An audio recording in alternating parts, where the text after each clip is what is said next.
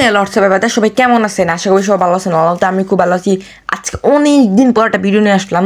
আমি ভিডিওটা বানাতে চাইছিলাম না, কিন্তু না বানাতেও পারলাম না। এই যে তোমরা তো জানোই যে ফ্রি ফায়ারকে উঠানোর জন্য কিন্তু একটা মানুষের হাত আছে অনেক বেশি। এই যে ফ্রি ফায়ার আজ পর্যন্ত এত দূর আইছে একজন মানুষের কারণে, তা হলো জ্ঞান গেমিং ভাইয়ের জন্য। ভাই আজকে তোমরা কি খবরটা কি জানো যে জ্ঞান গেমিং ভাইয়ের একটা পা ভেঙে গেছে অ্যাক্সিডেন্ট? মানে মেন কথা হচ্ছে যে উনি নেপাল গেছিলো টোয়েন্টি ক্যামেরা আনতে, আর টোয়েন্টি ক্যামেরা আনতে ওইখান থেকে আনার সময় একটা মনে করো 4-5 ঘন্টা, নেপাল থেকে কিন্তু ইন্ডিয়া অনেক দূরের রাস্তা। আনার সময় মনে করো গাড়ি তো অনেকক্ষণ ধরে চালাইছে, গাড়িতে গেছিলো অনেকক্ষণ ধরে চালাইতেছে মনে করো গাড়ি তো অনেকক্ষণ চালাইছে, কিন্তু এখন একটা ব্রেক নেওয়ার দরকার না, তাই রাস্তার ভিতরে গাড়িটা থামিয়ে ওটা ব্রেক নিয়েছিল চা খাওয়ার জন্য। ওইখানে ব্রেক নেওয়ার সময় একটা গাড়ি প্রায় 200 কিলোমিটারের স্পিডে এসে মনে করো জ্ঞান গেমিং ভাইয়ের উপর উঠাই দিস।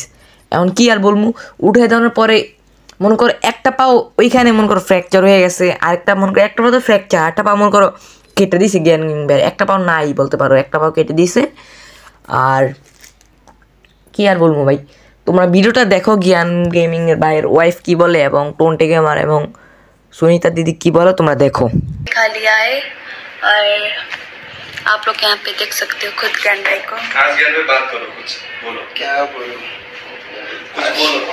आपके लिए बहुत सभी लोग प्रे कर रहे हैं। जिस दिन मेरा एक्सीडेंट हुआ था उस दिन मैं तो होश में नहीं था, मैं ऑपरेशन के समय, फिर एक दिन छोड़ के फिर से ऑपरेशन हुआ था, मगर मुझे नहीं लगा था जो ऑपरेशन हो रहा है, मगर आज जो हुआ ना भाई, आज मेरी काफी ज्यादा पेन में थे आप।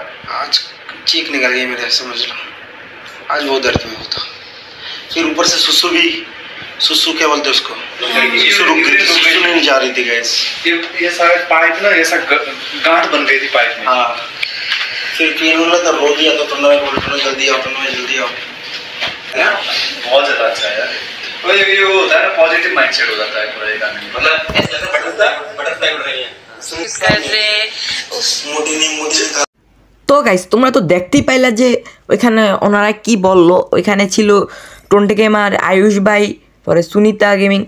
আচ্ছা, ওনারা জ্ঞান ভাই কিন্তু অনেক কথা বলার মানুষ, মানে উনি ফ্রি ফায়ার কমিউনিটির যত বেশিরভাগ ইউটিউব চ্যানেলে কিন্তু ওনার দমেই আছে এখন বর্তমানে।